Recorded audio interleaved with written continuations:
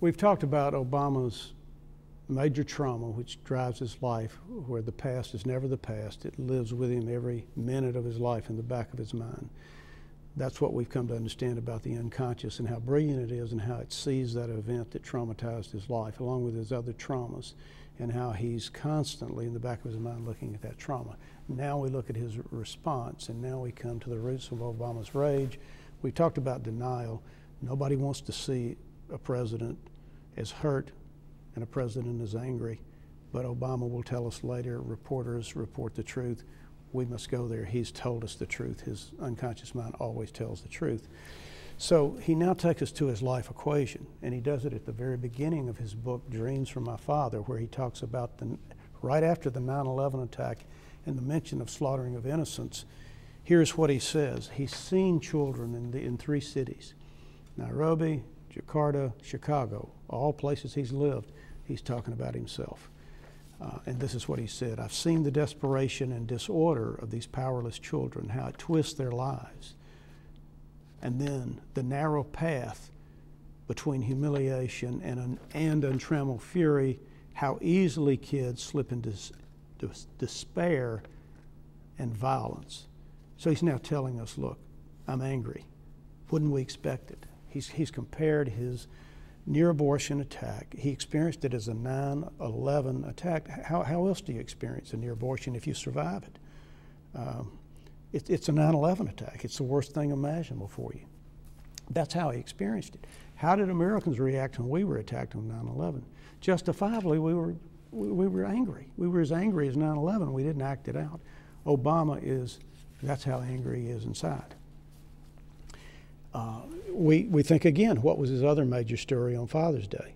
He opens his Father's Day with the parable implied, I was attacked by my father, Hurricane Obama Sr., Hurricane Father, and he nearly destroyed my house, and he nearly destroyed me. That's his view of his father. Now, what does he tell us about his anger then? His anger is the equivalent of that. That's how badly he was hurt. That's how great his anger is. And he was warning America through these stories as a candidate. When he gave this Father's Day speech in June of 2008, this is who I am, America. This is who raised me. And he goes on to say, absent fathers will produce kids exactly like them. Fathers who attack the foundations of society and indirectly attack their kids, they will produce kids who attack society's foundations. So he's telling us that the key to his father was his father's behavior and his father's decisions. And he did it maybe with half a smile on his face, not thinking much. Well, let's just get an abortion. Obama is telling us, look, the key to understanding him is to understand his decision-making, understand his behavior, and with that, his words, and his words tell us, this is how angry I am. And so if we can understand his behavior, if we always look at it through the lens of his pain. He tells us about the role model rule. And again, how kids reflect their father. Whatever you build, they become. And he tells us, I was built to be an angry person. It's subtle, but it's there. I was built to be an angry person. He talks about reenactments. Not only the role model rule, but reenactments. And how kids reenact the anger they've experienced on others. How angry kids reenact their anger on society. Bullies produce bullies. And then he talks about, here's the real key, people who reenact. In his inauguration speech, he talks about those who reenact, those nations, those people that reenact their ills, their own problems on America. Misguided anger toward America. Who is Obama really angry at? He's furious with his father for the way he was treated in all these ways, particularly the near abortion and then the abandonment. How do we know that? His Father's Day speech, he goes on to scathingly talk about the absent father, and he particularly addresses the absent African American father.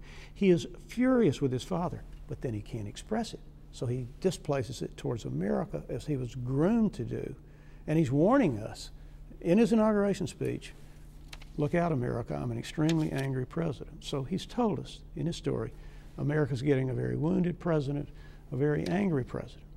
Now, and this is much deeper than simply anti-colonial rage that he inherited from his father. He got some rage from his father, but it was through what his father overtly did to him. Yeah, but in the movie, 2016, D'Souza interviewed Shelby Steele, a black, a mixed race person who said, Obama learned, and he quoted from Obama's Dreams from My Father book, Obama learned that if white people would like you if they didn't think you're angry. And he tells us, he covers his anger.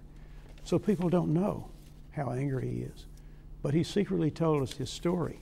There's more to it, but that is Obama's story. Wounded and anger and fury in response. A very natural, logical story. Finally, we must understand one thing as we've reviewed Obama's traumas, and everybody's focused on the absent father, but the near abortion was in a league all its own, and that's what Obama's trying to tell us. We must understand how he experienced that violence, and that violence he is not over. To this day, the past is never the past.